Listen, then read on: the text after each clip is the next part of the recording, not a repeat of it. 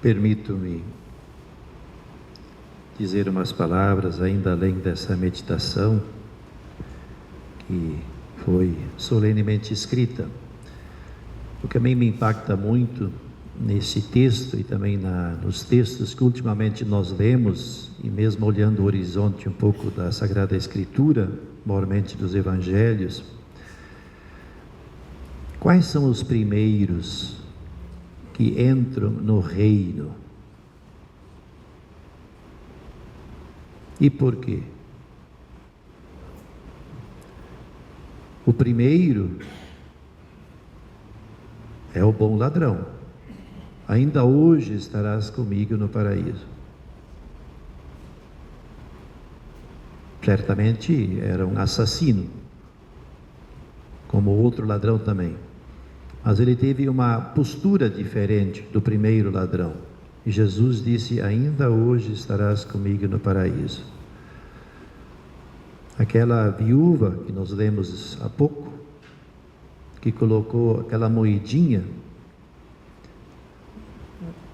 tudo dela, nela, tudo era do templo, ou seja, de Deus. Ela se jogou toda. Tanto quanto uma mãe e um pai se jogam pelos filhos. A saúde, a noite de sono, o trabalho, o sair de casa, tudo. Senhoras pecadoras também se aproximavam de Jesus, e Jesus diz: muito amor, muito está perdoado, vai. A quantas pessoas Jesus falou: a tua fé te salvou? Eu, quando leio esses textos, eu fico assim impressionado e até preocupado, porque nós temos todas as condições para sermos fariseus, nós, bispos, padres, diáconos, nós hoje os oficiais da igreja, e nós precisamos cuidar muito, e nós temos que nos perguntar: eu jogo tudo de mim?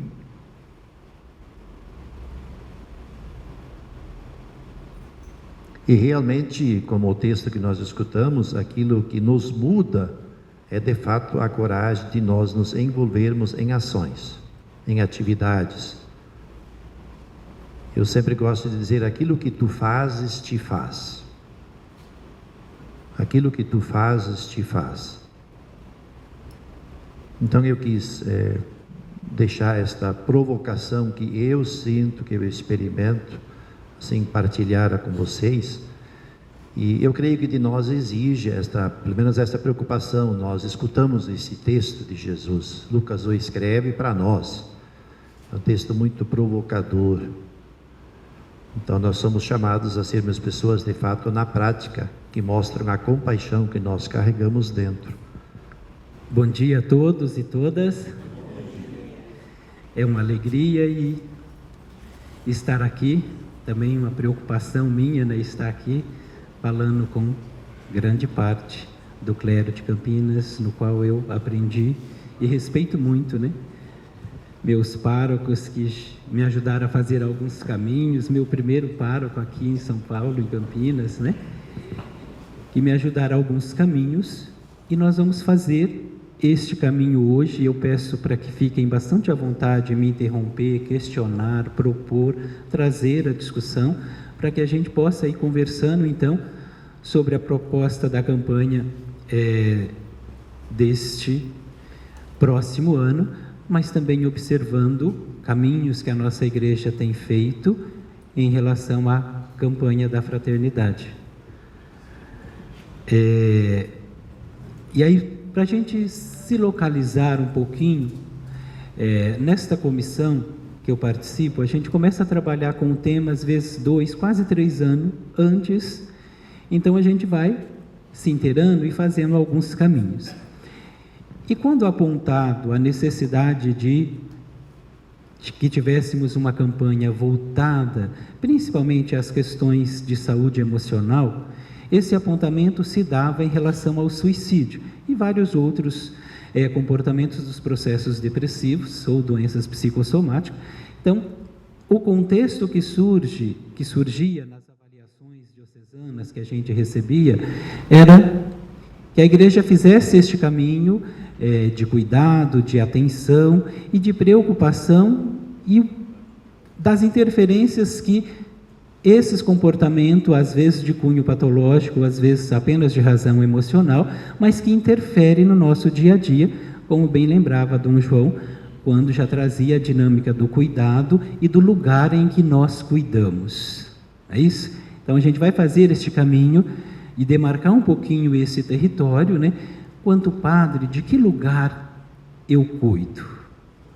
Eu cuido dentro desta perspectiva do sagrado, como que é fazer este processo de cuidado, demarcando que território eu estou, aonde eu exercito essa dinâmica do cuidado. E nesse contexto é que veio então que deveríamos falar um pouco mais sobre suicídio. Mas não é uma tarefa fácil, né? Ou como trazer esse contexto para dentro da campanha. Então, foi feito alguns caminhos, algumas mudanças, inclusive já com uma nova presidência, e aí resultou nesta proposta em que o foco fica dentro da dimensão do cuidado. Então, vai ser muito bom trabalhar esta campanha, fazer este caminho. Também Dom João já adiantava, mas eu vou reforçar. A nossa ação é local, mas a nossa necessidade de compreensão ela é global. Então, como que eu vou pensar ou fazer um caminho a partir da incidência política, tendo essa visão global, mas a minha atuação é local.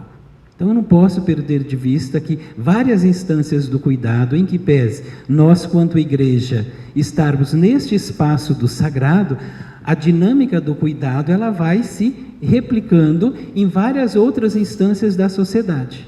E aí é fundamental o nosso posicionamento quanto igreja. Como que nós nos posicionamos neste contexto? Quanto chave de leitura, como vai ser importante para nós, leigos e leigas, e para a sociedade, se a gente avançar na compreensão de quem é o samaritano. Que ele agiu melhor, né? Que a gente rapidamente referencia esse personagem, isso é fato. Mas a gente dialoga as implicações que esse personagem traz para este contexto? Porque se naturalizou e os comportamentos têm se naturalizados de tal forma que a gente não faz essa reflexão. A gente até compreende quem é e a importância que teve naquele momento da leitura ou da parábola. Mas a gente não traz para o nosso dia a dia quem é esse personagem. Até porque se trazermos, a lógica é que a gente vai ficar em maus lençóis em alguns contextos.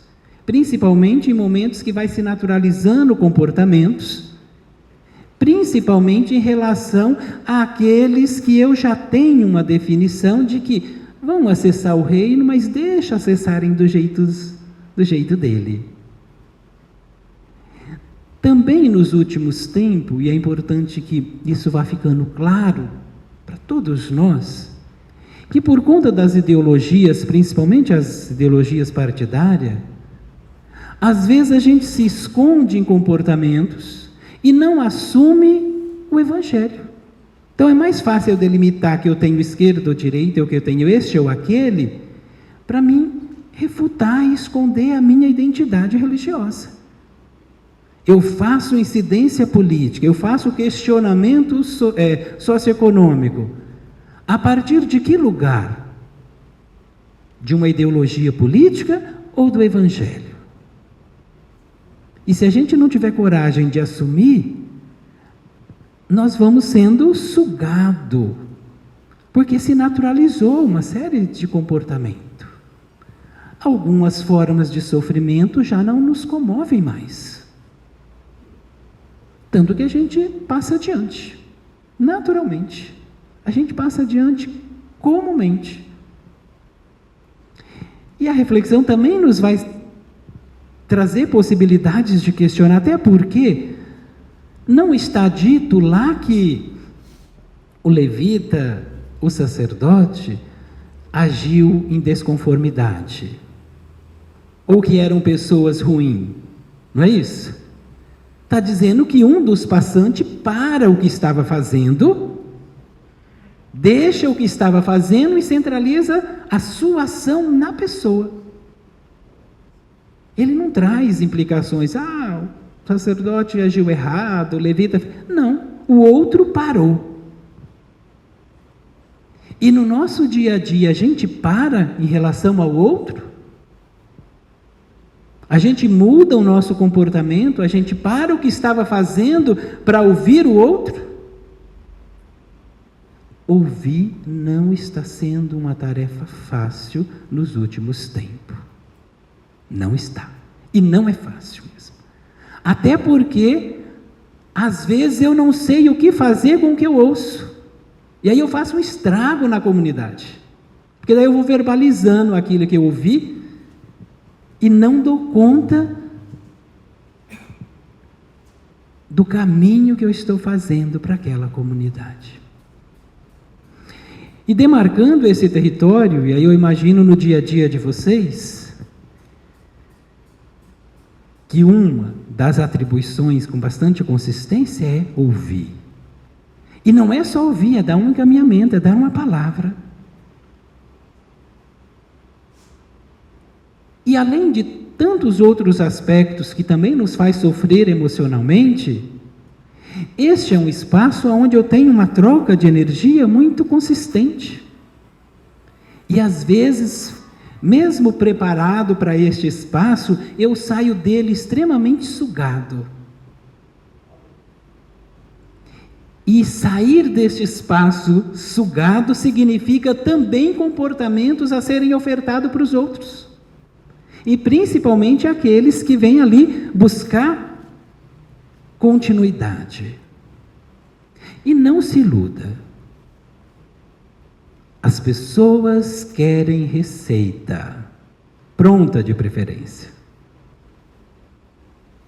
E peço permissão e perdão já para vocês, que em alguns momentos na história nós observávamos pessoas que vinham,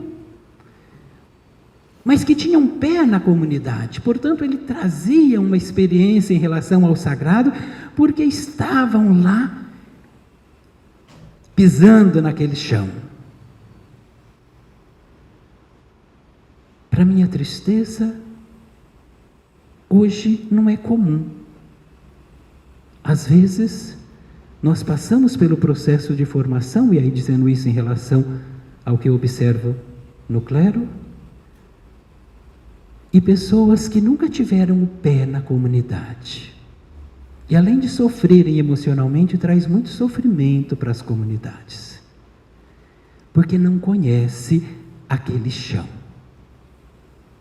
Como diz Dom Rubens um dia desse para a gente, hoje a busca maior é o desejo de ser anjo.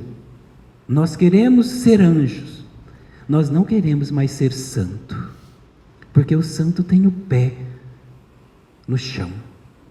O santo tem vida naquele local. Ele reage e tem comportamentos a partir deste local de inserção. Mas a gente prefere ser anjo para ficar voando, borboleteando, né? Trazendo, replicando informações e cuidado. E nós precisamos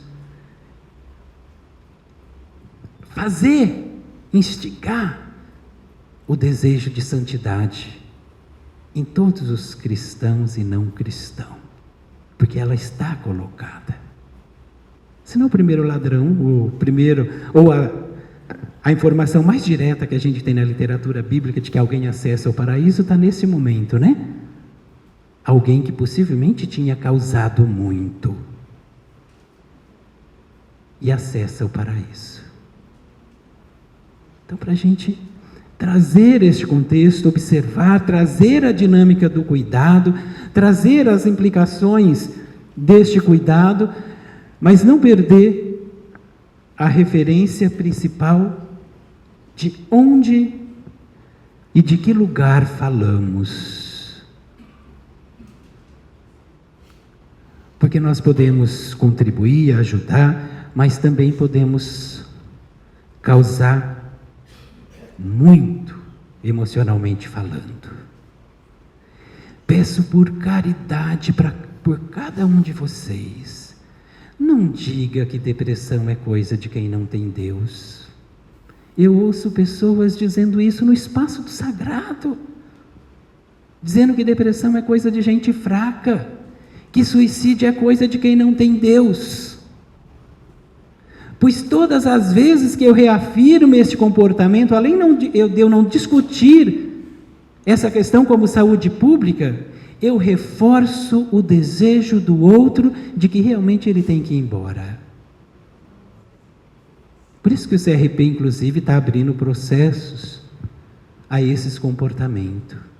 De pessoas que trazem para o espaço do sagrado afirmações que causam dano severo emocionalmente falando.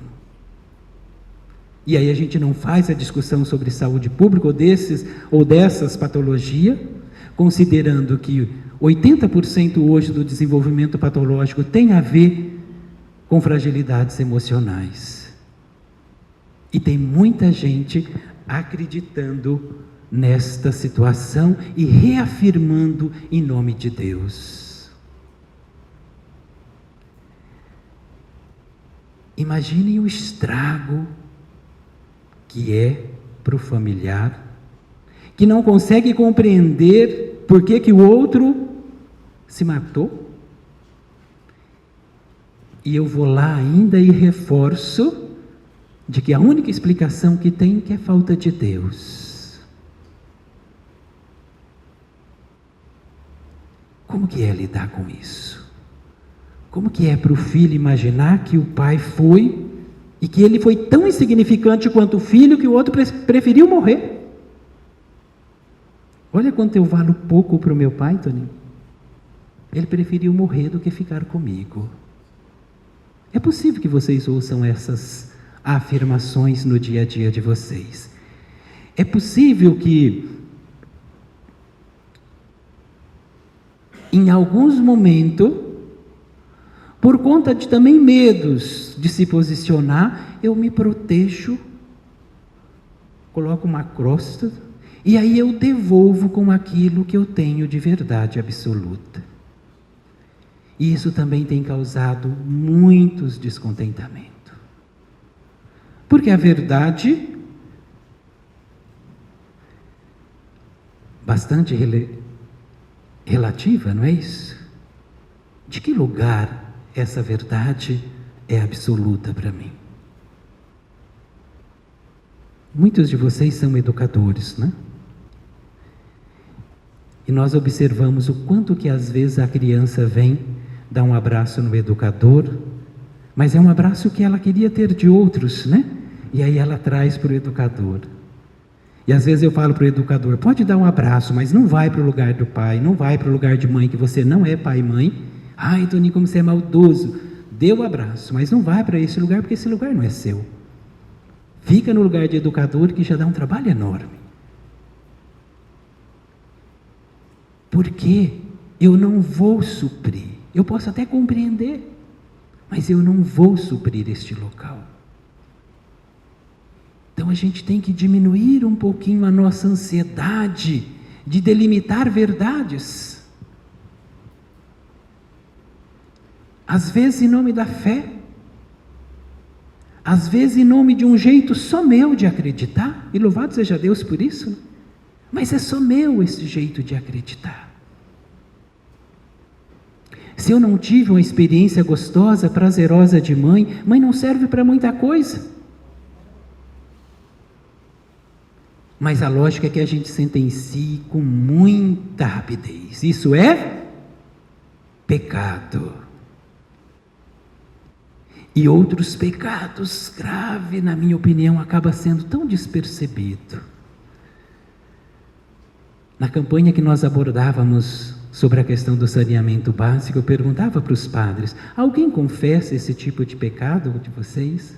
Olha, padre, eu descarto garrafa PET na rua, elas caem no bueiro, elas ajudam a contribuir com a contaminação dos rios. E os padres diziam para mim que nunca ouviram essas questões em confissão. Porque se naturalizou que isso não é pecado, né? E aí eu vou ter muita dificuldade de compreender a ecologia integral. Vou ter muita dificuldade de aprender a se relacionar com outras formas de vida e demarcar o meu lugar. Quanta prepotência a nossa achar que somos os responsáveis e podemos definir tudo. E aí a gente vai observando o quanto que este sofrimento interfere na nossa dinâmica de vida. Um outro cuidado também desta campanha é o cuidar de quem cuida.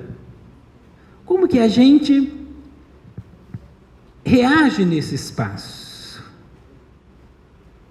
Reage nesse espaço. A gente cuida de quem cuida. As dinâmicas de sofrimento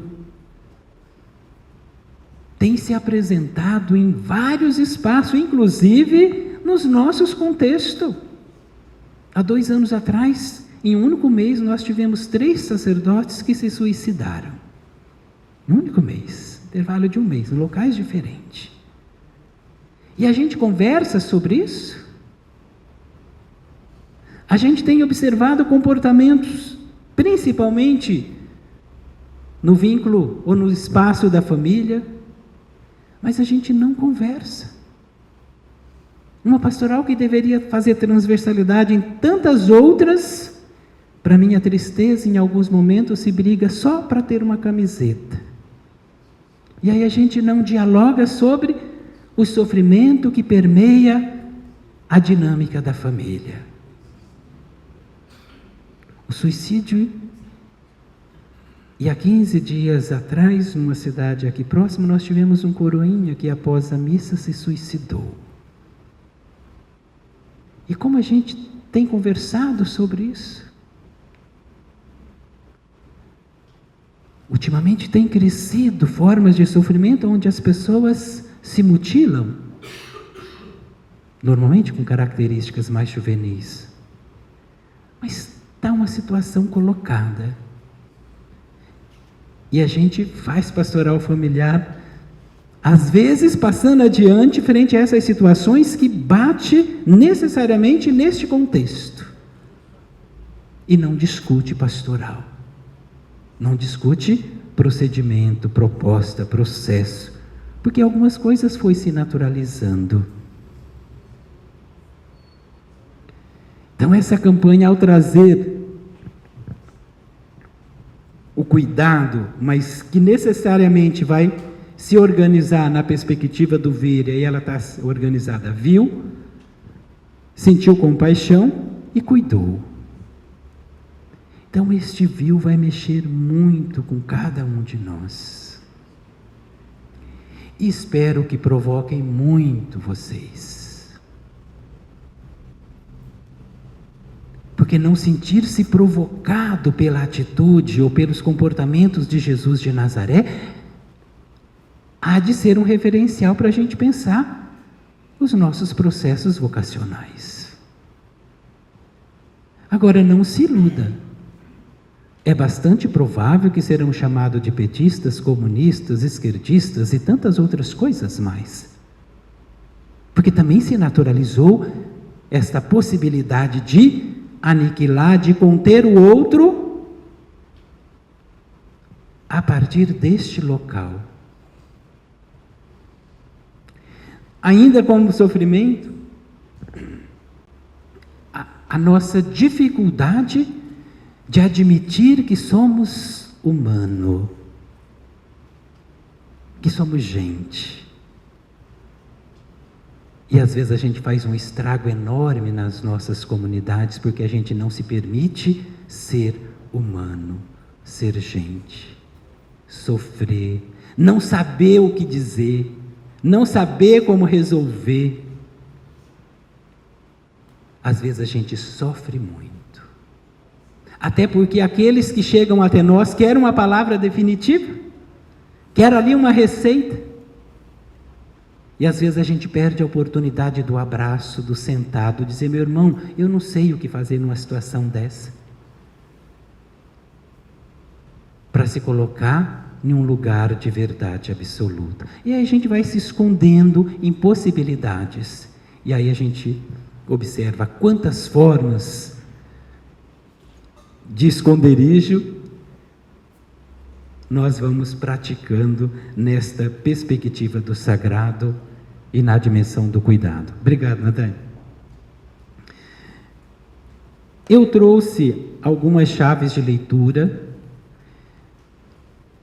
como pista para que a gente continue conversando.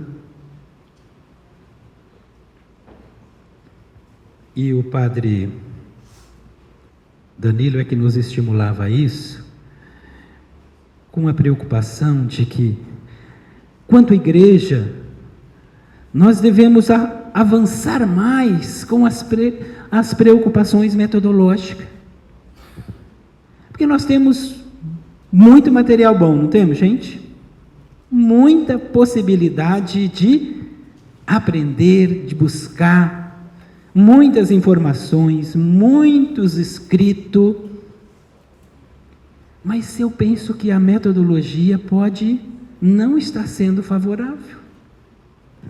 A gente está passando adiante comumente. Então a gente precisa refletir sobre a metodologia. E quando a gente demarca território, é muito interessante isso, né? Porque às vezes eu prefiro ficar sentado lá na década de 80, onde eu vivi minha juventude, e dizer lá que era bom. E aí eu fico naquele lugar e não abro mão dele. E aí quando eu olho para a juventude, eu falo: tá vendo, Antônio? A juventude de hoje é totalmente alienada. Não sabem fazer, não é desse jeito. Onde já se viu? E não consigo atualizar a minha leitura. E aí a gente favorece alguns comportamentos assustadores com o jovem. Campanha de 2013, nós tínhamos que definir o cartaz da campanha e vieram lá 70 possibilidades. Todas traziam informações que não têm nada como característica da juventude. Mas a gente insiste em achar que esse é o modelo idealizado. E eu estou falando de possibilidade de cartaz jovem com terço na mão, com Bíblia na mão, com terço no pescoço, com uma série de informações que não bate com esse período do desenvolvimento humano, que não é próprio. Porque o jovem não trabalha com alguns repertórios que nós que já passamos um pouquinho, já estamos na fase secundária, terciária, né, Nadai? Trabalha. Então é contra, não tem como assegurar isso biologicamente falando. Mas a gente molda, a gente quer que os coitadinhos vai lá e o pior que fica. Pior que fica. E depois tem uma dificuldade enorme para fazer alguns debates ou embate com a sua própria situação humana. É triste, gente. A gente fica querendo moldar. E eu peço perdão pelo cuidado excessivo com tanto coroinha na nossa igreja. Alguns comportamentos bastante esquizofrênicos, se me permite, que a gente tenta agregar para este período do desenvolvimento que não faz parte do período do desenvolvimento. Não é próprio. Eu posso ali transferir sequela a esta pessoa. E ali vai estar sofrimento. Então a gente precisa ir se assegurando um pouco mais, e por isso a gente precisa de interface. Por isso a gente precisa fazer incidência política. Porque em alguns momentos da nossa história, nós, quanto igreja, éramos convidados para estar em alguns lugares. E hoje não somos. Quem fala pela sociedade sobre a criança e o adolescente na nossa sociedade? O conselheiro tutelar e a conselheira tutelar. que agora foram 60% deles eleitos dentro de uma perspectiva bastante diferente de outros momentos da história. Mas a gente nem avisa que vai ter eleição para conselheiro ou conselheira tutelar nas nossas localidades. Porque essas coisas não são de Deus, é do mundo. Só que é essa pessoa que fala sobre a criança e o adolescente na nossa cidade. E se eu não me coloco neste local para fazer incidência política, eu não vou conseguir ver com a vontade de Jesus. Isso não significa concordar ou validar comportamentos, mas eu preciso perceber que eu sou parte desta engrenagem.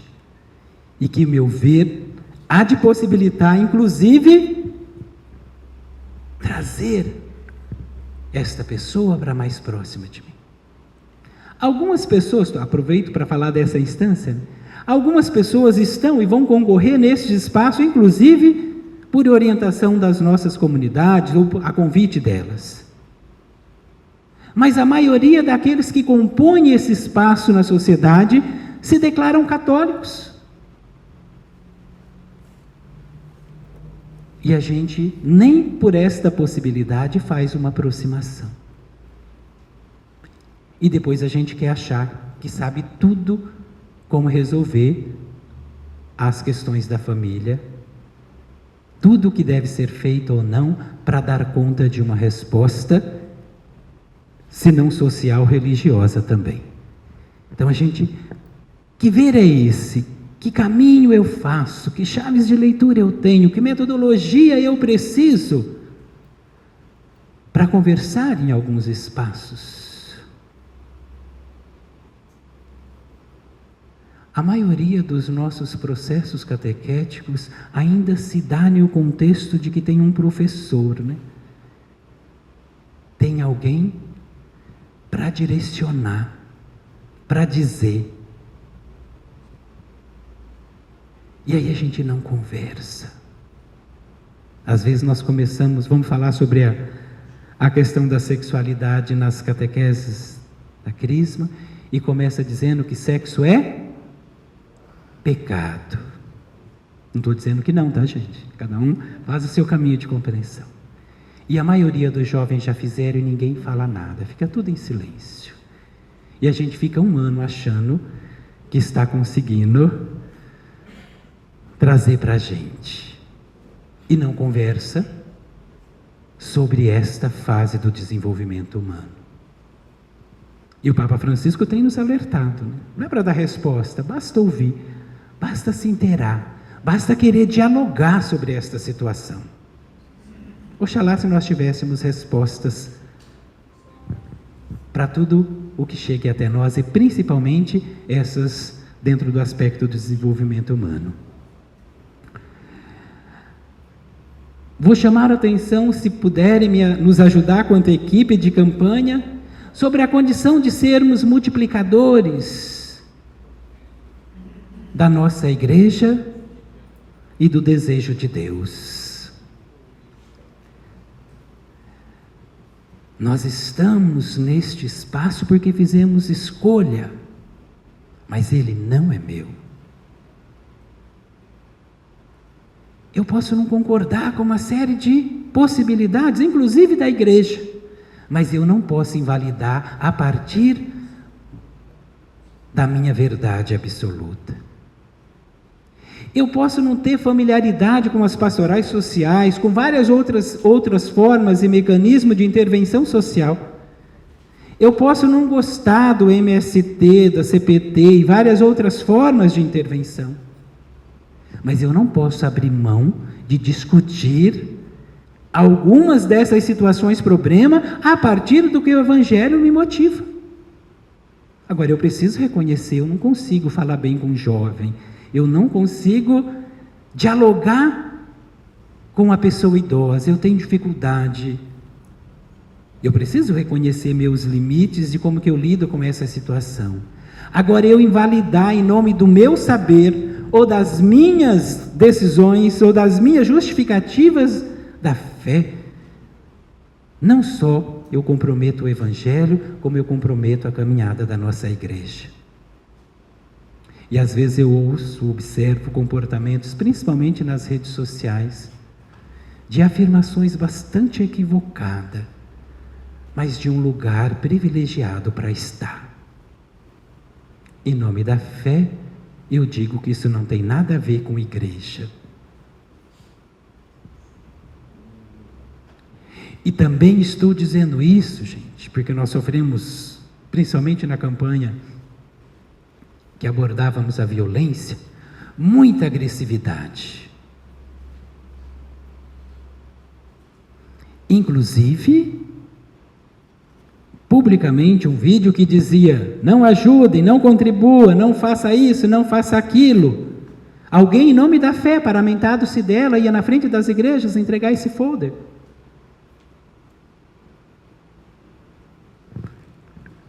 Não tiveram resultado, porque nós tivemos ainda um acréscimo, se fôssemos balizar somente pela arrecadação. Mas é para a gente então refletir: que comportamento é este? De que igreja eu estou falando ou eu me coloco para falar? Como que eu cuido de tudo isso? Porque eu reajo a tudo isso. Então eu posso não ter familiaridade, isso é humano, eu ignorar e não potencializar o outro para desenvolver ações neste ou naquele segmento,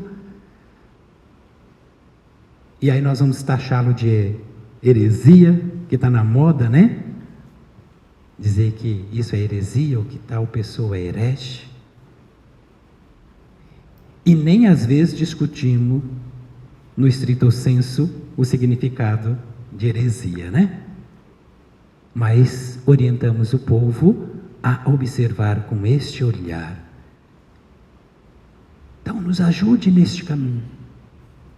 Não é porque eu não tenho familiaridade de lidar bem com ações pastorais neste espaço que eu preciso invalidar e aniquilar o outro. Pelo contrário, eu preciso agradecer que tem outra pessoa que atua nesse espaço e que faz bem o uso desse espaço. E eu vou fazendo aonde eu também faço melhor e faço bem. Essa afirmação de Dom Aloísio, lá, já com um período de caminhada da campanha, né? Fica também como alerta aos nossos dias.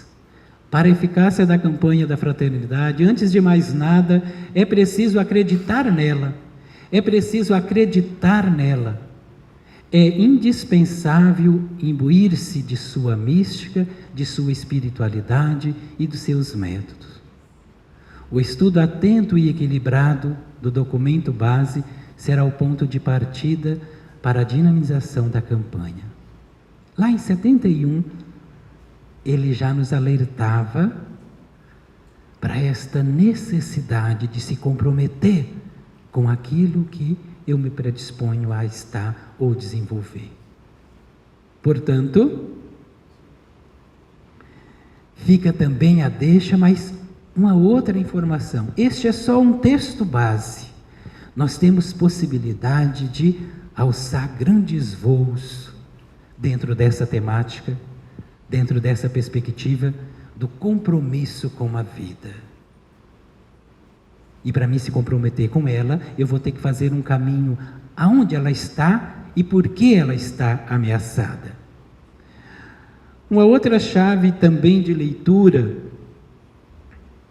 que nos facilita compreender e ficar menos ansiosos nos momentos atuais é perceber a Evangelii Gaudium. O que Francisco traz ou vem trazendo para esta igreja? Ao invés da gente se ocupar se esse me representa ou não, a gente deveria, eu posso até contrapor com esta, mas eu preciso ter argumento para fazer essa contraposição. E não só para a campanha, mas também para fazer este caminho, olha. Aí Francisco sinaliza seu pontificado, né? Caminho ele vai fazer. E nós, como representantes, e vocês que atuam neste espaço do sagrado, ajudar o nosso povo a compreender qual que é a proposta de Francisco para a igreja. Senão a gente contribui muito pouco, não só para a campanha, mas para o desenvolvimento da igreja. Uma outra possibilidade que o texto traz também é reverenciar Santa Dulce dos Pobres, como ação do cuidado, do envolvimento, do estar com o outro. Então, este exercício é pesado, porque a gente até entende que, olha, que coisa bonita, né? Olha que ela fez, mas a gente não se coloca parte deste processo. A gente diviniza mais Jesus do que ele já é divino. E a gente precisa vir para este contexto, né? E compreender. Então, o nosso texto vai referenciar várias partes dele, comportamentos e atitude de Santa Dulce dos Pobres, e que pode nos ajudar a compreender momentos atuais e principalmente se envolver neles. Fica também como chave de leitura. Vou só chamar a atenção de que não é tão simples assim e que o jeito de fazer, a forma de intervir, a possibilidade de neutralizar também faz parte. Quando olhamos para esta manchete, rapidamente já nos desperta a um outro comportamento, não é isso? Muito embora o texto não vai dizer nada de agressivo, mas o lado B de Irmã Dulce. Olha como, não é maldoso isso? Então, só para a gente também ir pensando como que a gente coloca faz as nossas intervenções, principalmente nos espaços midiáticos. Mas é bastante comum que a abordagem, o título, a forma vai chamar a atenção do leitor.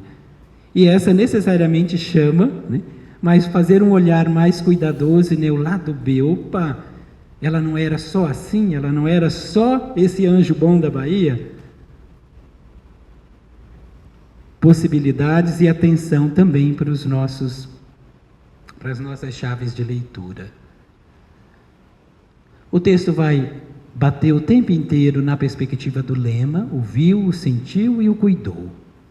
E aí nós temos que ir ajudando o nosso povo a fazer essa compreensão desse sentimento, desses comportamentos e dessas atitudes, para que a gente possa realmente avançar quanto igreja e quanto campanha da fraternidade. E o bom samaritano aí, o ícone da compaixão e do cuidado. Esse é o referencial da nossa campanha.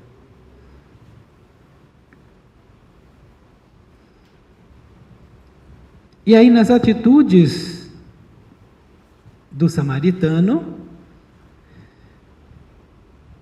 nós vamos perceber atitudes e comportamento, né? Aproximou.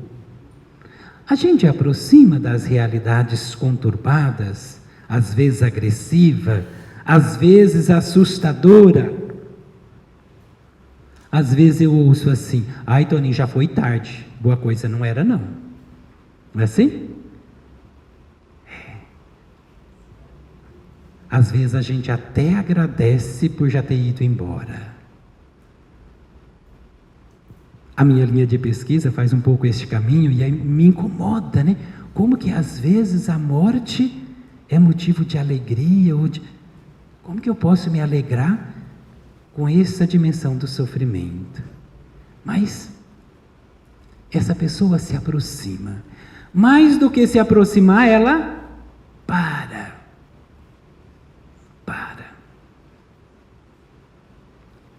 E a gente tem uma dificuldade de se aproximar e também de parar. o que está acontecendo? E olha que a gente tem aí várias implicações, inclusive teológicas, não é isso? Tem a questão do sangue, tem uma série de informações que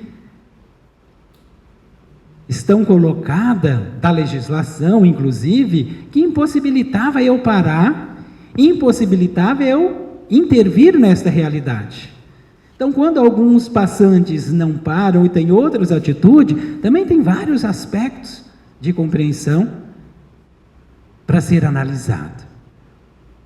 Porque ao parar, ao tocar nesta realidade, ao me envolver com ela, não só desconforto, como implicâncias legais teria, não é isso? Considerando a legislação do período.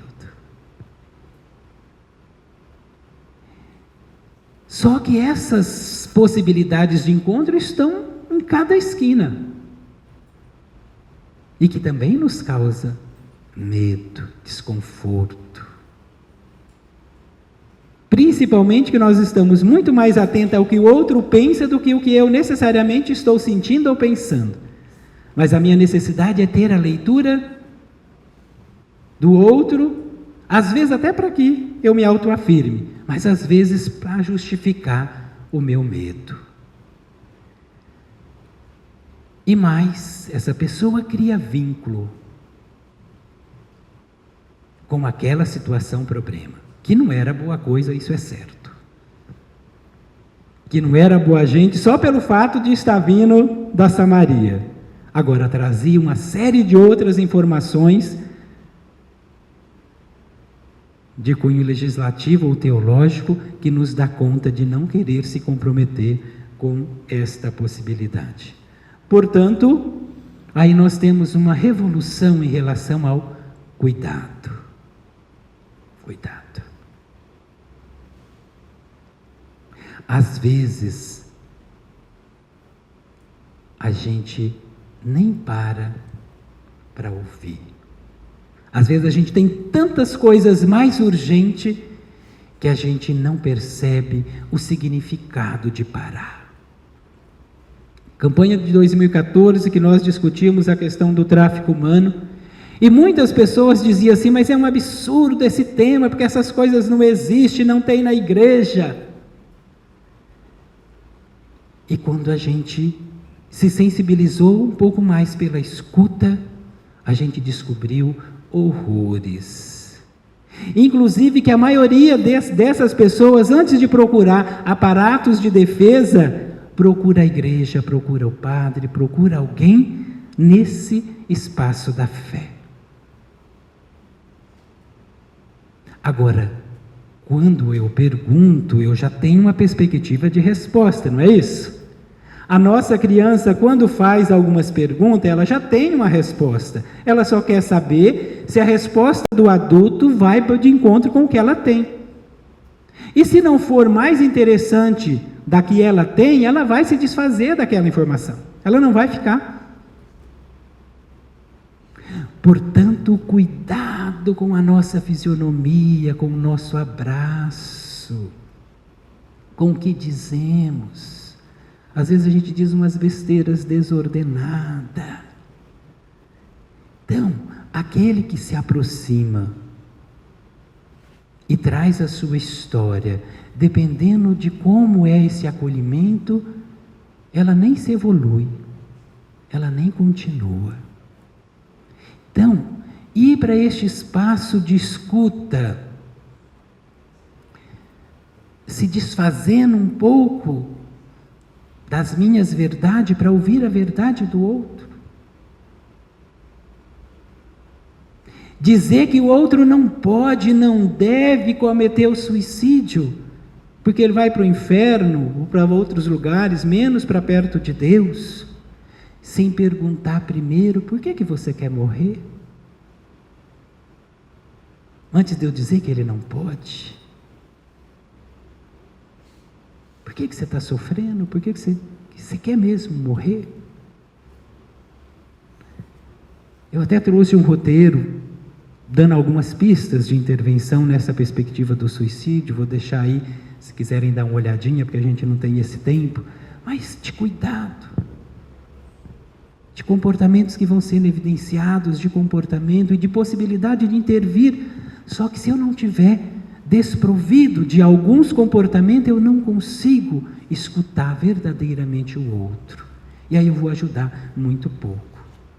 Quando nós passamos a escutar, neste contexto do tráfico humano, a gente percebeu cidades aqui pertinho de nós, que fazia ponte com tráfico. Está aqui pertinho, do nosso estado. Várias meninas foram traficadas, algumas delas, e uma mais específica daqui da região, continua presa na Indonésia. Saiu daqui, pertinho da nossa arquidiocese. Mas é bastante provável que a gente não acredita que essas coisas existem. E teve até um barulho, teve gente que foi lá brigar com a CNBB, que estava atrapalhando a questão de doação de órgãos, que era um absurdo tratar o tema, porque isso só ia prejudicar aquilo que já tínhamos avançado sobre a questão de doação de órgãos e tecido. E aí minimiza o sofrimento, ou a discussão.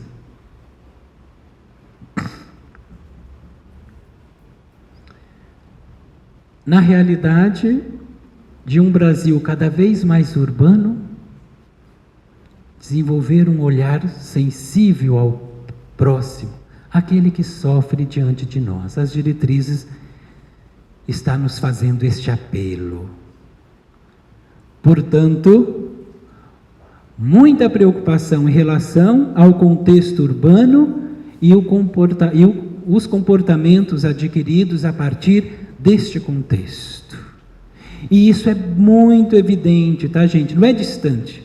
Ultimamente eu tenho focado um pouquinho na minha ação com atuação com venezuelanos, que ficam em média um ano abrigado até chegar em outras instâncias, ou aqui no caso de São Paulo, onde a gente acolhe. E neste um ano eles trazem comportamento aguçado do sofrimento e que passam a reproduzir. Você consegue o alimento, a pessoa vai lá e esconde no quarto para assegurar ou para ter certeza que ela tem alimento. E como neste espaço de sofrimento sobrevive os mais espertos, este comportamento, essa forma de se demonstrar esperteza, aparece nitidamente, menos de um ano de convivência, nas condições de abrigamento que o nosso país oferece a essas populações. E eu tenho perguntado nos lugares que eu vou para as pessoas se venezuelanos são gente. Porque a cada dia eu me convenço que eles só são gente enquanto estão na Venezuela. Porque quando se aproxima de nós, é tudo, menos a possibilidade de um encontro fraterno. É o que vem tirar o que eu tenho, é o que deveria ter ficado lá, é o que não tem condição de... E várias outras situações e apontamento que a gente faz em relação ao estrangeiro. A gente tem uma dificuldade, né, de perceber por que Jesus fala tanto sobre a questão do estrangeiro na literatura bíblica, né? Porque passa despercebido. E às vezes a gente valida comportamentos nas nossas comunidades de violência, de enfrentamento, e se não, ofensa ao Evangelho, já que Jesus trata com tanto direcionamento a questão do estrangeiro naquele contexto. Um outro caminho, e aí, antes de falar dele, agradecer Dom João publicamente por ter se manifestado em situações adversas.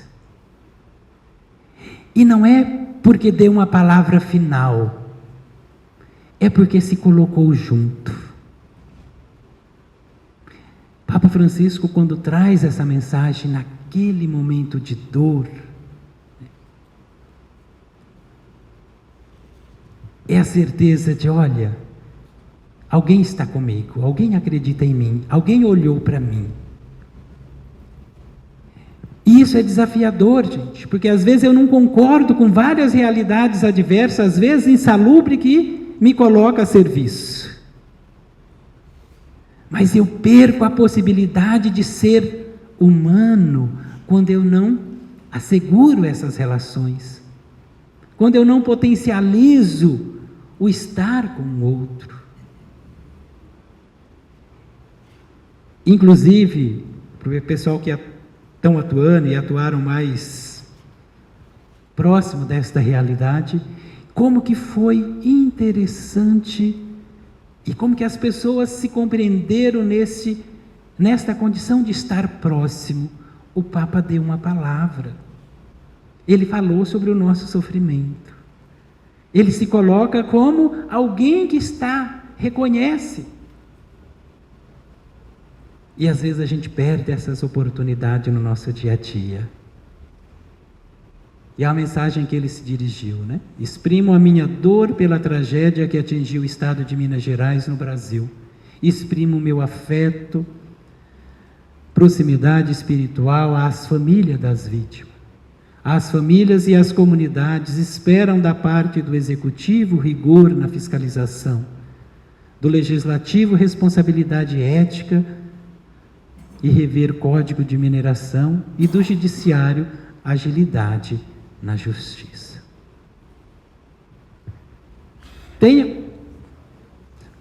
Tem algum desconforto ele fazer essas afirmações, gente? Ofende alguém? Ofende? Não. Chama atenção para o comportamento da sociedade, mas para o comportamento humano desta pessoa. Alguém que se coloca próximo, alguém que, alguém lembrou, alguém está comigo. Não perca, que vocês têm muito essas oportunidades de dar uma palavra de acolhimento, de abraço, às vezes até de dureza. Costumo dizer para alguns espaços da família: olha, seu filho está pedindo para ganhar uns tapas e você não entendeu ainda, pai, cadê seu papel?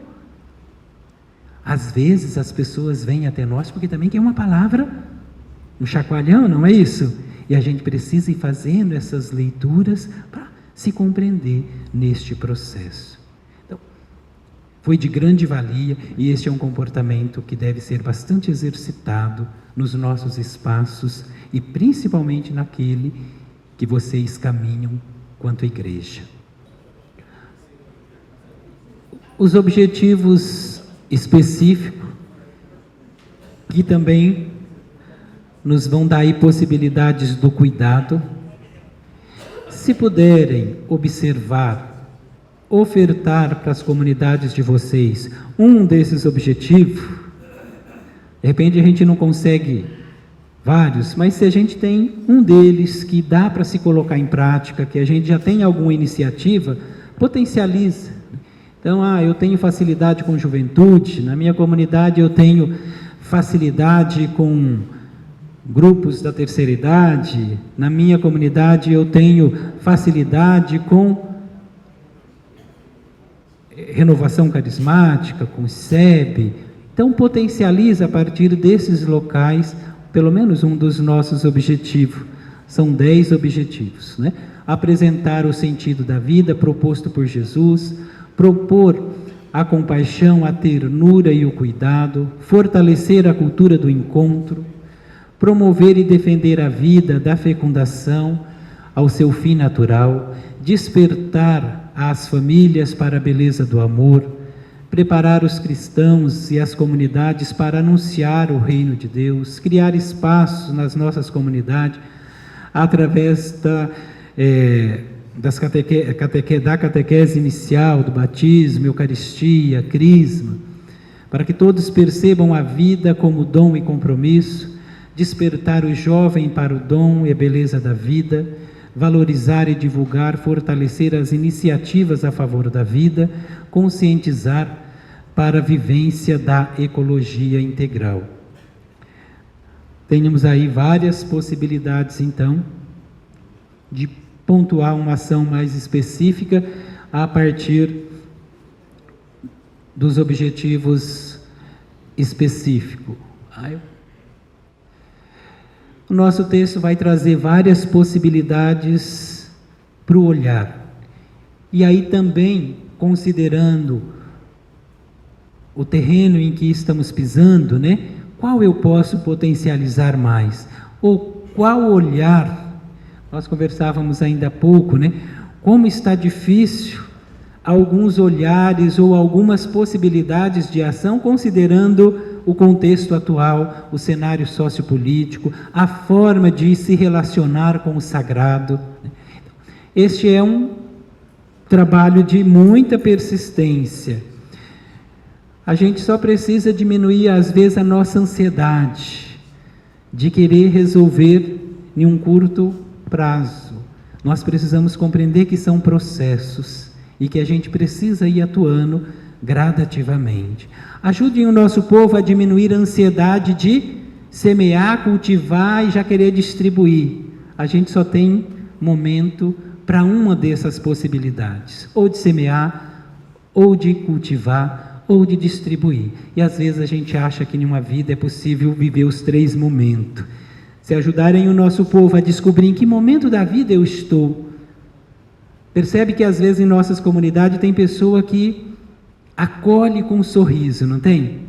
E tem pessoas que desperta vontade de ir embora só no olhar. Então, potencializar isso vai ajudar tanto. Com o carinho que eu tenho pelos ministérios leigos, mas às vezes a gente vai visitar o doente e deixa ele mais doente. E às vezes tem uma disputa. Um dia desse alguém falava para ai, Toninho, porque os meus doentes eu prefiro só eu, não gosto de passar para a dona fulana. Então tá bom, né? Mas às vezes a gente deixa o doente mais doente. Às vezes a gente entra rezando, já ministrando a Eucaristia, e não tem tempo nem para rezar um Pai Nosso. E visitar doente sem ter a possibilidade da escuta não é visita, né, gente? Então, assim, a gente tem condição de potencializar muito cuidado nas muitas possibilidades que a gente tem pastoralmente falando.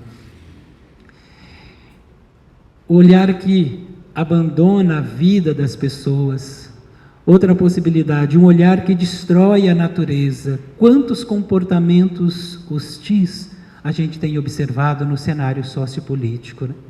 De que forma nós se relacionamos com a obra do Criador. E nós somos colocados aqui para ajudar Ele a cuidar. Então, e como que a gente interage neste espaço? O olhar da indiferença exclui a vida. O outro é sempre meu rival. Mas o texto também vai trazer o olhar da solidariedade social. E vai nos questionar qual que é o nosso olhar. E aí vai exigir, da onde eu me posiciono para fazer esse olhar e qual é o meu olhar. E olha que nós estamos no espaço da fé, do sagrado. Eu me apodero de um aparato de conhecimento, de possibilidade para falar deste lugar. E às vezes, nem sempre as nossas falas possibilita para avançar com o reino. Um outro olhar que o nosso texto vai trazer e também vai nos fortalecer. E aí, quanto campanha, quanto equipe de campanha, precisamos muito da ajuda de vocês. Porque, na minha opinião, o processo de conversão tem ficado prejudicado e avançado nessa situação de estar bastante prejudicado, porque a gente não compreende dentro de um processo social. Então a gente compreende em uma forma relacional entre eu e o sagrado, e não construindo outras relações. Portanto, aguçar o nosso povo para essa necessidade de conversão social, para essa necessidade de agir localmente, pensando em sofrimentos colocados globalmente. Esses dias, num grupo mais de fé e política, eu dizia assim: quando nós votamos em candidato porque o Evangelho me provoca a querer que todos tenham alimento, que todos não passem fome. Quando eu faço as minhas escolhas, eu penso nesse critério do Evangelho para que todos tenham alimento, tenham comida, porque se eu fizer uma leitura por este caminho, eu vou votar em candidatos que defendem a agricultura familiar, que é da onde vem 80% da nossa alimentação. Se eu não fizer essa leitura, eu vou votar naquele que necessariamente vai facilitar para que eu tenha uma consulta médica mais facilitada, ou que eu consiga isso ou aquilo. E aí eu não faço da minha participação social um critério de fé. Porque se eu fizer, alguns caminhos podem ser melhorados. As estatísticas dizem que quase 6% dos políticos estão na política porque fazem política do bem comum. Quase 6%, não chega a 6%. Portanto, a gente precisa, quanto igreja, perceber esses percentuais e trazê-los para perto de nós. Porque às vezes a gente acha que está tão distante, ou que é tão ruim, que eu não faço exercício de percepção e leituras melhor elaboradas da sociedade atual. Penso que nós já conversamos, né? E rende bons caldo esses comportamentos do sacerdote, do levita e vários outros passantes que possam estar na mesma situação, problema na qual a gente está vivendo. Fica também um alerta de Francisco para esses olhares e também para diminuir a nossa ansiedade. Bem no início do pontificado, em uma conversa que ele abordava a situação da mulher, uma conversa, e uma das pessoas que estavam na imprensa perguntou para ele assim: e a mãe solteira? Ele disse: apenas mãe e isso basta. Então, às vezes a gente já vai para o espaço de diálogo cheio de tendências, né? Sem estar atenta aos processos de escuta, sem estar atenta ao outro como imagem e semelhança de Deus. Portanto, alguns caminhos que a nossa sociedade aponta pode não ser favorável para o nosso caminhar. Os novos olhares, segundo os bispos da América Latina e Caribe, a globalização econômica tem contribuído para o surgimento de novos rostos de pobres, cuja vida é desrespeitada, constantemente violada. Tem inclusive uma pensadora trazendo a discussão sobre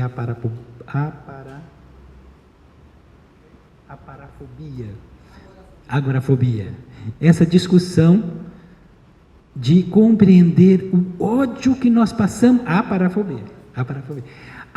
compreender por que a gente tem tanto ódio do pobre, por que a gente externa isso, por que a gente é tão agressivo com o outro que pensa diferente. Gente, olha o nosso comportamento em relação às questões homoafetivas. Como que a gente lida mal uma informação que não é nossa, uma situação que não é nossa. Então a gente precisa pensar e trazer isso para os espaços de conversão. E a nossa igreja nos possibilita, e a Quaresma nos exige, né? Um posicionamento de conversão. O nosso texto vai trazer algumas necessidades de olhar e perceber que isso reflete em comportamentos. Então, quando eu observo que 60% das escolas não possui quadra esportiva, e quem está neste espaço normalmente são jovens, eu vou fazer leitura que bandido bom é bandido morto, ou algumas atrocidades que autoridades constituídas têm verbalizado, né? E a cada hora você escuta uma outra, né? Ou outra, e aí, como que eu posso não fazer uma leitura melhorada? E os processos estão dados. Ainda hoje, gente, nós temos dificuldade de dialogar na igreja sobre as questões e afirmações do ECA. Porque está tão enraizado que criança não é um sujeito de direito, que a gente continua potencializando comportamentos bastante adversos em relação à família. Alguns agressivos que a criança tem que trabalhar, a criança tem que estudar. Já avançamos para pensar assim. E a gente potencializa, às vezes, algum comportamento.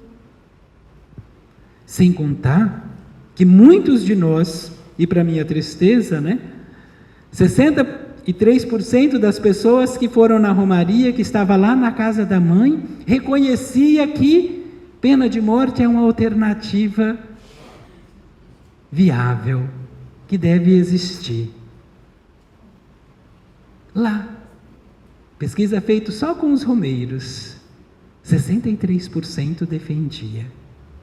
E tem muitos de nós achando que o lugar da criança e do adolescente é trancafiado. Qual que é o percentual de recuperação da política de encarceramento no nosso país, gente? Qual que é? Menos de 2% das pessoas que adentram o sistema prisional do nosso país são recuperadas. Ou seja, essa é uma política pública que não serve a que veio. Mas tem muitos de nós achando que tem que reduzir a maioridade penal. Porque daí nós vamos colocar todos lá. E estamos todos livres e assegurados. Numa política pública que não funciona, que não dá resposta a que veio. E vários outros números, que nos alerta para essa dimensão do cuidado. É verdade que o nosso se dá num espaço de maior envolvimento relacional. Mas nós não podemos perder de vista a responsabilidade do Estado em cuidar. Inclusive potencializar, porque às vezes uma pessoa das nossas comunidades acessa uma habitação por um programa ou por uma política pública, e a gente, ao invés de celebrar isso, a gente critica. Tem muitos de nós criticando. Ai, Tony, tá vendo? Não trabalha e ainda ganha uma casa. Isso aí, tá vendo?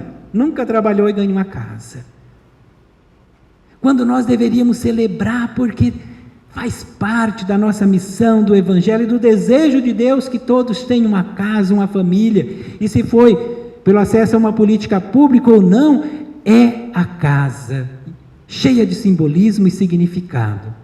Mas às vezes a gente ainda critica, porque não foi do meu jeito que eu adquiri a minha casa, então é inválido o caminho que o outro está fazendo.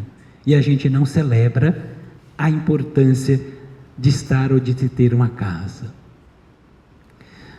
2,5 milhões de crianças e adolescentes até 17 anos trabalham.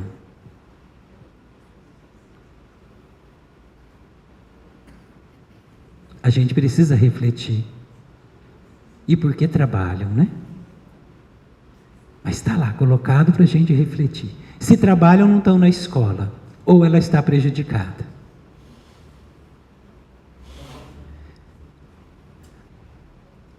– 22% das crianças e adolescentes de até 14 anos vivem em situação de extrema pobreza. E aquilo que nós conversávamos anteriormente. Essa situação social produz comportamento. E esses comportamentos a gente só fica neles e não vai para a causa. E a gente tem a responsabilidade social e evangélica de fazer leituras melhoradas com aqueles e aquelas que se colocam no espaço da fé.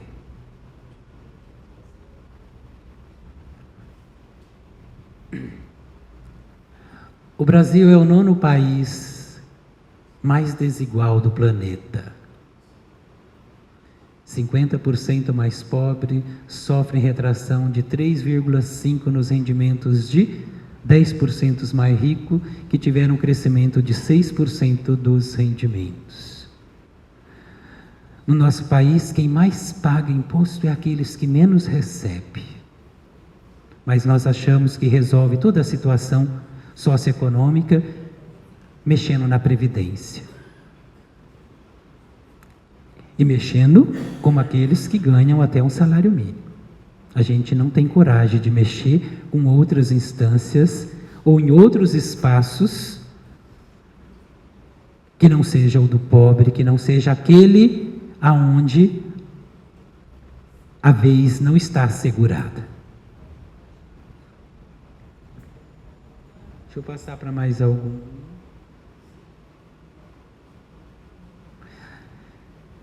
Este é um cuidado também, e aqui já fazendo um adendo. Essa campanha vem, fala do cuidado, mas se nós observarmos no percurso desses 64 anos de campanha, muitas temáticas estão nessa dimensão de cuidado e compromisso com a vida. Em alguns momentos, e é bastante tendencioso que quando a gente fala no cuidado com a vida, as questões deste momento do desenvolvimento tende a ganhar maior proporção. Eu não quero aqui diminuir essa tensão. Apenas que nós possamos reforçar que o nosso compromisso com a vida é da concepção à morte natural. Senão a gente começa a achar que outras populações podem não ter vida e passamos adiante, naturalizamos algumas situações de sofrimento. E o nosso texto vai trazer então esta preocupação, inclusive a partir da alerta em que o Papa Francisco nos faz. A defesa do inocente nascituro deve ser clara, firme e apaixonada, porque neste caso está em jogo a dignidade da vida humana, sempre sagrada, e exige o amor de toda pessoa, independentemente do seu desenvolvimento. Igualmente sagrada é a vida dos pobres, que já nasceram e se debate na miséria, no abandono, na exclusão, em todas as formas de descarte. Ajudem facilitar a compreensão do nosso povo dessas outras instâncias de sofrimento, aonde a vida é ameaçada constantemente e se naturaliza com os nossos comportamentos.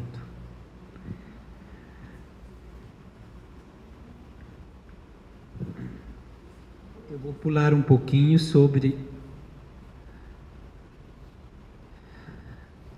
o nosso texto, então vai trazer algumas preocupações que era da essência desta campanha. Eu deixei aqui também numa pastinha um roteiro para melhor compreensão nossa em acolhimento, atendimento em pessoas com possibilidade de ou com pensamento suicida. Destacar que não é convencional que e que às vezes o senso comum que fala que na depressão já quero morrer ou que eu vou morrer. Em média, de 10% a 15% no desenvolvimento dos processos depressivos, tende a desenvolver o desejo pela morte. E aí a gente tem que casar aí algumas informações, né? Agora, o suicídio não é algo executado de um dia para o outro. Tem todo um processo de planejamento, de elaboração deste desejo. É verdade que alguns processos patológicos facilitam esta necessidade. Deixa de produzir algumas enzimas e aí vai facilitar esse meu desejo por morrer. E segundo a Organização Mundial da Saúde, 90% poderia ser evitado. 90%. Então, e a gente está em uma sociedade extremamente doente. A gente tem comportamentos patológicos, às vezes, quanto igreja ou quanto representantes do sagrado. É assustador. E às vezes a gente esconde em cada aparato. Então o texto vai trazer algumas preocupações para que a gente possa conversar sobre esta limitação da vida. Lembrar que até bem recente, nós tínhamos a nítida certeza que quem acometia o suicídio não acessaria o reino, não é assim? Tanto que enterrávamos em locais diferentes, não rezávamos, não levava na igreja, né?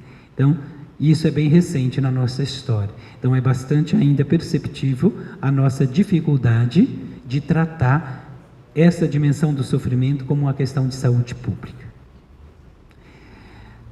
Um cuidado em relação a essas observações, porque aquilo que é químico eu quantifico rapidamente. Então, quando eu vou no profissional médico e ele diz, de 0 a 10, qual é a sua dor? A gente consegue definir.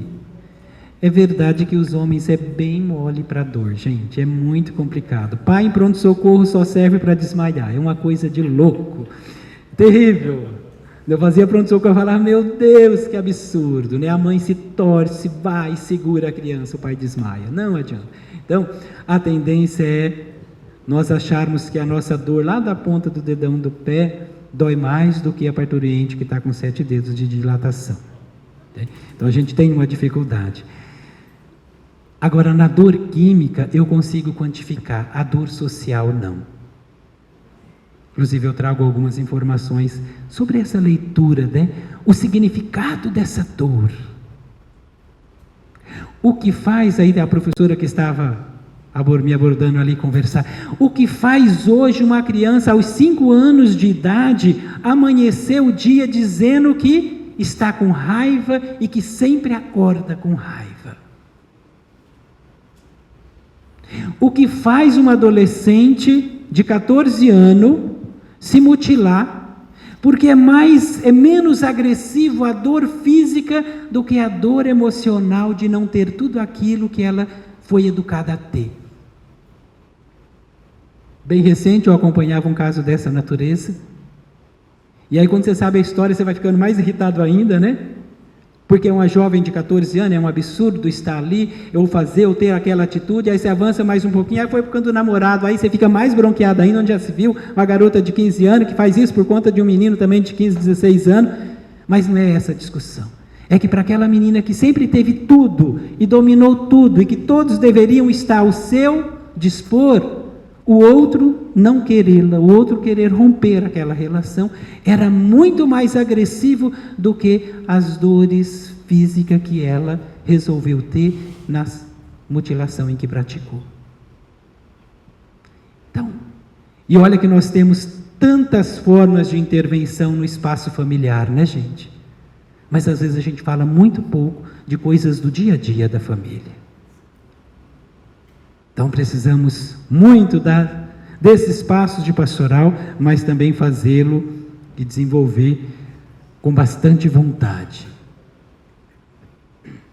Aí o texto também vai trazer algumas informações sobre a questão do suicídio, como contribuição, e até porque a nossa legislação é complexa, fala que não pode evidenciar, que quando você fala você potencializa, em alguns momentos ou em algumas faixas etárias que busca a resposta com o suicídio, isso é provável, mas isso não se aplica, e a nossa proposta da igreja é dialogar sobre essas situações, porque se eu não dialogo, elas vão continuar sendo fortalecidas. Mas o que é mais curioso, o que as pessoas às vezes querem saber, é a forma em que se deu a morte. Então, não potencializar este comportamento já ajuda bastante, tá, gente? Porque a primeira coisa, como que foi? Nossa, o que ele fez? Então, não ir para esse espaço, né, da curiosidade, ajuda e muito na intervenção. A forma em que foi praticado não é a mais relevante para a gente discutir. Ainda nesta dimensão, normalmente, no espaço masculino, as tentativas contra a vida são, em sua maioria, efetivadas. No contexto feminino, ela tem um número menor na efetivação, até por conta dos métodos. Em sua maioria, os métodos buscados no feminino são menos agressivos do que os praticados no masculino. Então, se puderem não fantasiar, não potencializar essa necessidade de saber detalhes de como foi, como ficou, que jeito ficou, né? E falar sobre o sofrimento, a morte, trazer essas reflexões sobre a questão social, qual é o significado disso? se observar. Nós temos crianças, jovens, que os pais vivem um processo de separação e lidam bem com a situação. E nós temos pessoas, filhos, que se adoecem neste espaço e vai se desdobrar em situações bastante adversas em relação à composição familiar, porque aquela situação que eram dos pais trouxe informação ou dificuldade para o desenvolvimento desta outra pessoa. Por isso, não se tem receita para lidar com a pessoa humana. E essa é uma necessidade nossa de querer ter receita.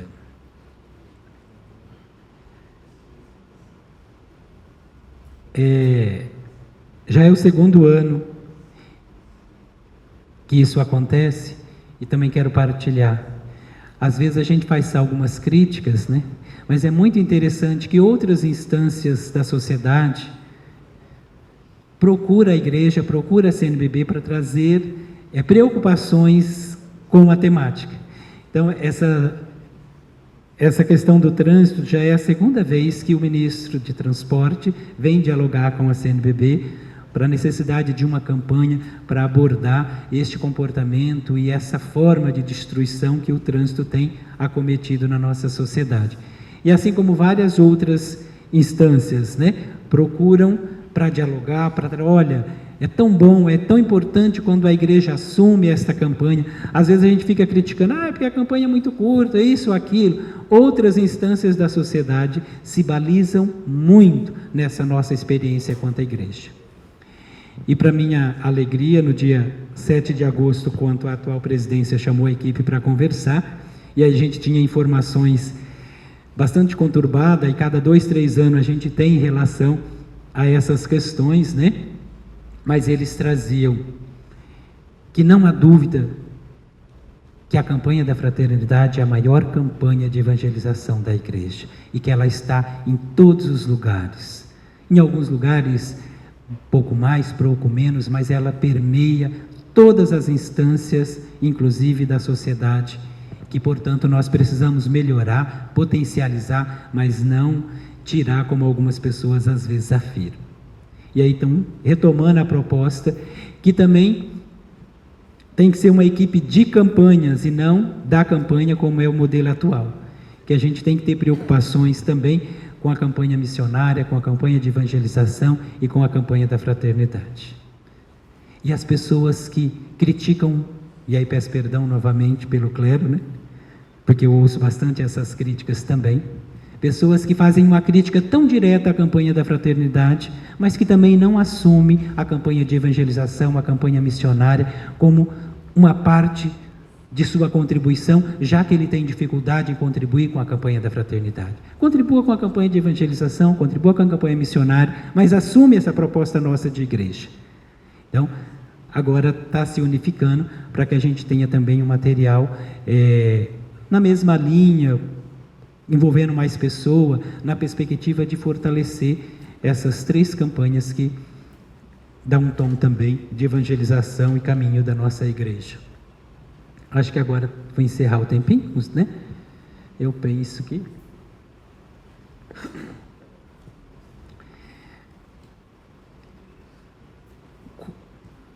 Como que tem chegado, como que está esta situação na nossa dinâmica pastoral sobre a questão do feminicídio, gente?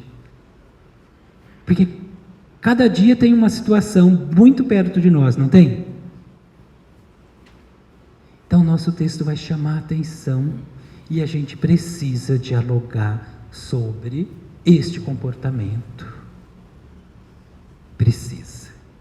Não sei como vocês vão potencializar, se vai ser via pastoral familiar, se vai ser via ECC, se vai ser pastoral da mulher marginalizada, se vai ser na catequese, mas a gente precisa dar uma resposta a esses comportamentos.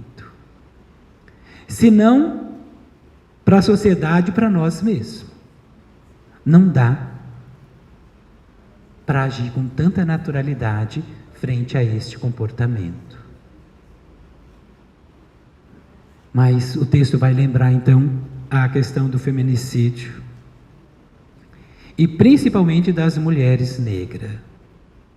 E a gente precisa estar atento, tá, gente? Em momentos de que cada um fala aquilo que acha que deve, em situações onde tudo que se coloca na rede vira notícia e algumas pessoas assumem como verdade absoluta, a gente tem visto atrocidade em relação às juventudes, em relação à população negra, em relação àqueles que teoricamente só dão trabalho para a sociedade. São os descartáveis que Papa Francisco nos alerta.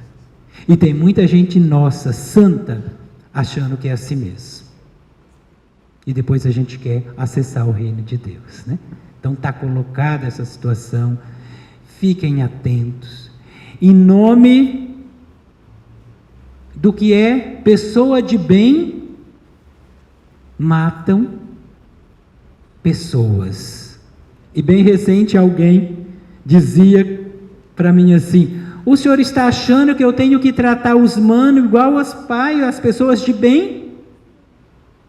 E eu falei: meu irmão, você é da teologia, então vamos discutir aqui que Deus criou o homem, mas também criou os manos, que é uma subcategoria do humano, né?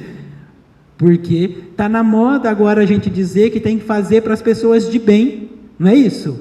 Então, olha, eu tenho que fazer para as pessoas de bem, e os outros são do mal? Não são a imagem e semelhança de Deus? Por que eu tenho que me relacionar que existe pessoas de bem? Então eu estou afirmando que existe pessoas do mal. E normalmente as pessoas do mal introjetadas no nosso sistema é o negro, é a negra, é a pessoa em situação de rua. Então a gente precisa rever nossos conceitos e estar atento a esses comportamentos. Quem são as pessoas do mal? O que legitima eu não perguntar quem é e agredi-la? Achar que segurança se faz com intervenção policial, que diminui a violência fazendo intervenções agressivas? Para a gente pensar. E é assim que nós vamos construir o reino? Agora, para aí a gente precisa até de algumas outras forças da ciência para ajudar a compreender, né? Porque tem algumas coisas que fogem da nossa racionalidade, tentar compreender. E para encerrar, me choca muito, me faz refletir muito. E esses dias, em uma reunião, eu dizia que a minha racionalidade não dá conta de perceber pessoas revestidas do sagrado atuarem e praticar e evidenciar gesto de morte. Para mim, a arma não compõe em nenhum espaço do sagrado. Então, quando eu vejo um sacerdote se deixar se fotografar com uma arma, a minha racionalidade não dá conta de perceber. E a gente precisa se posicionar. E esses comportamentos e essas atitudes demonstram de que jeito eu uso essas minhas expressões. Eu não consigo, peço perdão por isso, mas eu não consigo, a minha racionalidade não dá conta de que no espaço, ou revestido dessa autonomia que o Evangelho nos dá, a gente se posicionar defendendo e acusando pessoas à morte, legitimando-os que uns têm acesso ao reino e outros não, porque o Evangelho é claro, inclusive em dizer quem acessa primeiro. Mas a gente percebe muito neste espaço esse adoecimento não só de quem está à frente, mas de quem o procura e que às vezes nunca mais retorna, porque foi potencializado a desistir de viver. E o nosso objetivo é trazer a vida, ter compromisso com ela e defendê-la em todas as instâncias, mas defender com coerência, com cuidado, com legitimidade. Isso não significa que eu não tenha medo de me relacionar nesses espaços de sofrimento. Agora, isso não dá o direito de dizer que essas pessoas podem ser eliminadas porque não são pessoas de bem.